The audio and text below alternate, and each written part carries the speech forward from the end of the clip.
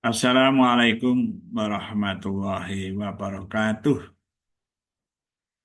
Bertemu lagi dengan saya, bincang-bincang matematika. Semoga ada manfaatnya.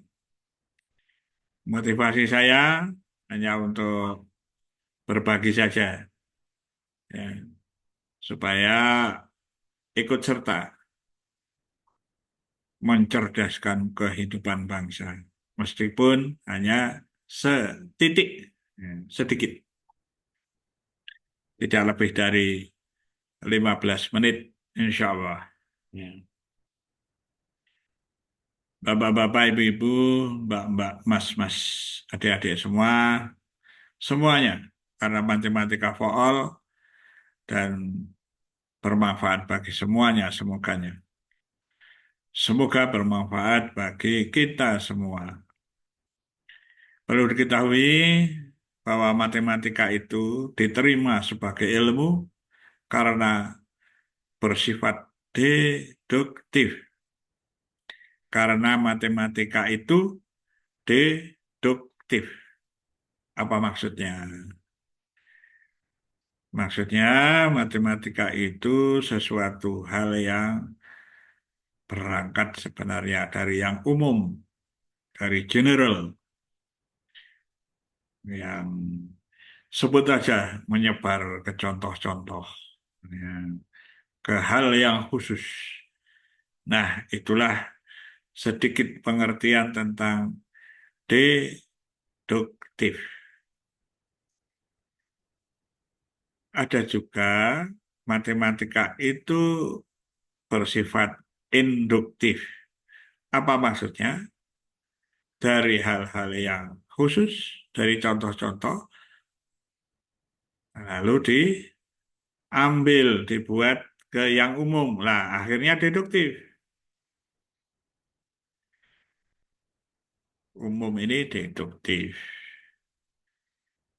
Nah, lalu bagaimana matematika induktif? Matematika induktif itu hanya cara untuk menggapai yang deduktif. Nah, bapak-bapak, ibu-ibu, mbak-mbak, mas-mas, adik-adik semua, kalian tahu ya, kalau belajar matematika harusnya bersifat induktif karena masih khususnya di pendidikan dasar, ya. Nanti kalau khusus yang belajar matematika di tingkat tinggi, nah lebih banyak ke deduktifnya. Tapi bagi mbak-mbak mas-mas yang sekolah, para guru, orang tua yang mengawal putra-putrinya sekolah harus tahu bahwa matematika itu induktif, maksudnya hanya cara belajar dari contoh-contoh, lalu membuat generalisasi. Tuh. Jadi, kalau ada guru atau orang tua, khususnya guru, kalau tidak paham tentang matematika yang seperti itu, lalu mengajarnya induktif kemana-mana, tidak tahu apa yang mau dilakukan, ya, tidak punya arah, menyebar, mengajar saja. Ya, banyak sekali matematika induktif itu. Nah, tetapi yang guru-guru yang punya arah, pikirannya, ya, kegiatannya mengarahkan kepada para siswa untuk menggapai deduktif. Nah, ini harus tahu ya.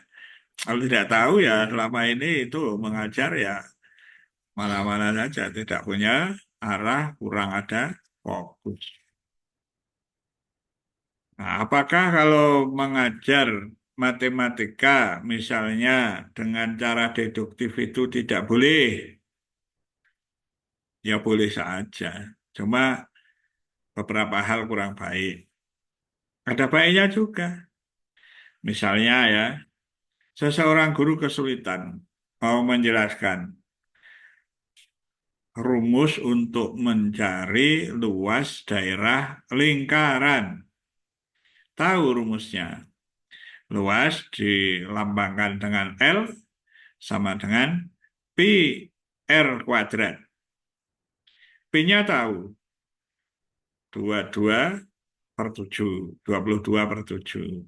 Atau bisa dengan pendekatan 3,14. Tahu. R-nya tahu, yaitu jari-jari lingkaran. R kuadrat, jari-jari nanti dikuadratkan juga tahu. Ya. Tetapi kesulitan di dalam menjelaskan. Ya, lalu guru masuk ke kelas. Ya, ketika mengajarkan luas daerah lingkaran itu. Anak-anak, kita intinya ya anak-anak, kita mau belajar, pelajari, mencari luas daerah lingkaran. Kalau luas dilambangkan dengan L, ya, lingkaran manapun, lalu P-nya 22 per 7 atau 3,14, lalu R jari-jari, maka luas daerah lingkarannya adalah L sama dengan Pi R kuadrat. Nah, lalu anak-anak eh, diminta segera menghafal karena gampang Pi R kuadrat. Lalu memberi contoh-contoh kalau jari-jarinya dalam lingkaran jari-jarinya 2 senti misalnya, satuannya dalam senti, lalu dicari luasnya dan sebagainya. Contoh-contoh yang banyak. Ya, dengan berbagai soal nantinya yang berkaitan dengan mencari luas daerah lingkaran. Nah itu para guru atau guru yang mengajar semacam itu namanya mengajar dengan metode deduktif. Nah, diberikan rumusnya, dicari atau digali lalu dengan contoh-contoh, lalu memberikan contoh-contoh yang khusus dari rumus itu, dari umum ke khusus. Ya, itu deduktif. Apakah salah? Ya tidak.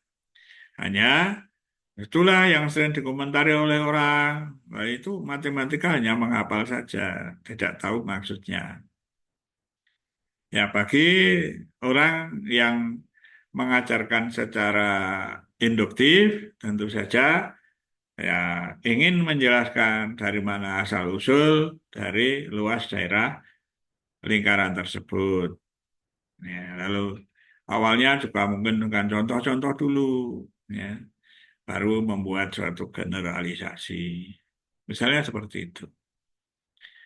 Contoh lagi, ya, kalau seseorang ingin mengajarkan matematika dengan cara induktif, contohnya begini.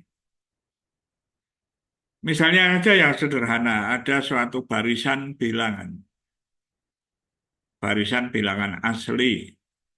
1, 3, 5, 7, 9, dan seterusnya. Anak-anak tahu, semua tahu, ya. Ya, lalu itu disebut bilangan asli ganjil atau bilangan ganjil. 1, 3, 5, 7, 9, 11, dan seterusnya. Nah, lalu ingin mencari rumus suku ke, misalnya suku ke 100, suku ke 1000, itu berapa nilainya? Nah, harus tahu, suku itu adalah bilangan ke. Maksudnya gitu, suku ke satu, satu. Nah, bilangan ke satu, satu. Suku kedua, tiga. Bilangan kedua, tiga. Suku ketiga, lima. Suku keempat, tujuh. Dan seterusnya. Lalu bersama-sama siswa, guru, berpikir, menuliskan di papan tulis. Ya kalau suku ke satu, satu. Kalau kedua, tiga. Kalau ketiga, lima. Lalu keempat, tujuh. Apa hubungannya antara suku ke tadi, ke satu adalah satu, dua adalah tiga, eh, tiga adalah lima, itu ya, empat adalah tujuh, apa hubungannya? Bersama-sama berpikir, lalu berpikir, menemukan bersama-sama, sebenarnya rumusnya sudah ada, menemukan kembali, satu, dua kali satu, dikurangi satu, pas, satu. Tapi juga melirik yang berikutnya, dua kali dua, karena suku kedua, dua kali dua dikurangi satu, tiga. Suku ketiga, dua kali tiga dikurangi satu, lima. Suku keempat, dua kali empat dikurangi satu, tujuh. Nah, ini dari contoh-contoh ini, dari pola ini, lalu berpikir, nah kalau suku kelima ya, hasilnya sembilan. Lima, dua kali lima dikurangi satu, sembilan. Cocok. Gitu. Nah, lalu berpikir, kalau suku kelima, dua kali lima dikurangi satu. Suku ke sepuluh, dua kali sepuluh dikurangi satu. Nah, tinggal mengalihkan, dua kali sepuluh, 20 dikurangi satu, 19. Kalau begitu, lalu pikiran lalu bisa, suku ke 100. Oh, kalau begitu, dua kali 100 dikurangi satu, 199. Suku ke 10. Nah, ini dua kali 1000 dikurangi satu, 1999, dan seterusnya. Nah, suku ke N. Nah, N itu bisa satu, bisa dua, bisa 10, bisa 100, bisa 1000, bisa berapa saja. Suku ke N. Maka menjadi 2N min satu. Atau dikurangi satu ya, min itu maksudnya. 2N min satu. Nah, itulah rumus untuk suku ke N untuk bilangan asli ganjil. Nah, lalu sudah tahu, ya. Itu kalau ditanya suku ke 200 tinggal N-nya ganti 200. 2 kali 200 kurangi satu. Kalau ditanya suku ke 300 ya 2 kali 300 kurangi satu gitu. Jadi rumus ini sekarang dijadikan menjadi general, jadi umum, general gitu ya, umum. Ya. Nah, lalu digunakan untuk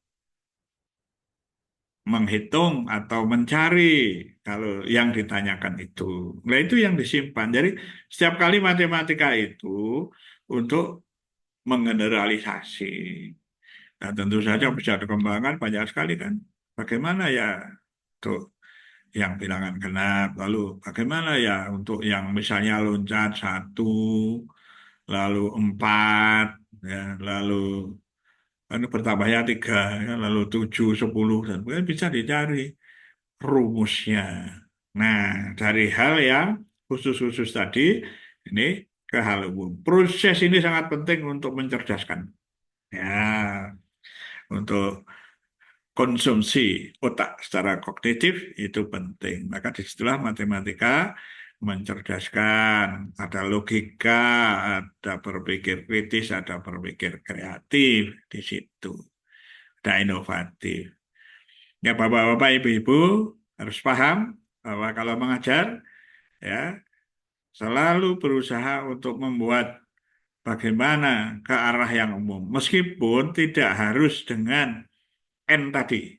Ya, misalnya tadi hanya sampai kalau misalnya kalau 100 2 kali 100 kurangi satu dan sebagainya itu sebenarnya sudah suatu generalisasi. Ya, di situ ada suatu the rule, aturan umum yang mau digunakan dalam konteks kita belajar bilangan eh, ganjil gitu ya. Semoga bermanfaat. Cukup ya, tidak lebih dari 15 menit. Assalamualaikum warahmatullahi wabarakatuh.